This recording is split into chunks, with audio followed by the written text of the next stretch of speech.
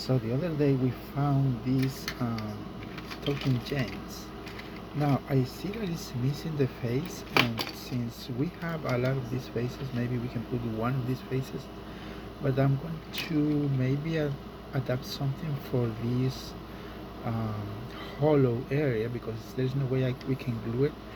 This is the way we found it. I never fixed anything on this one, so let's start.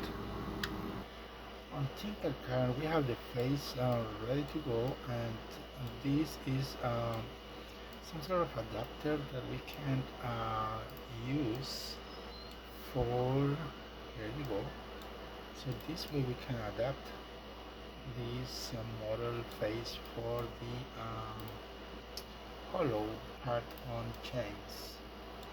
Once we have the face 3D printed, it's ready. Well, it's not ready to go, but we need to clean some excess and maybe paint.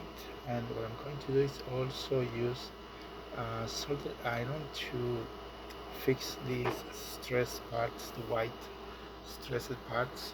So if you're doing this, be very careful because these tools are very hot and you might burn your fingers. Even if you're expert on these tools, you sometimes forget and burn your fingers without you noticing until you get that hot burn surface. Now it's good. So I could smooth out that part, but I don't want to, and we are going to paint, and the only two colors I want to use, dolphin gray for the eyes and black an eyeball tone. I think the most complex part is to paint the little eyebrows. That's very complex. And the problem is that the paintbrush doesn't help a lot. It's still very, very tiny. Well, it's looking good, better than nothing. Now, moment of truth. We need to test. I guess press fit. Let me see.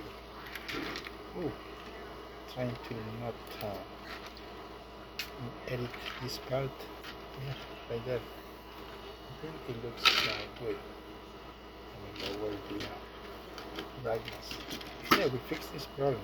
Now we have a very good, a different face on this talking. I was about to say. I was about to say. Edward is James.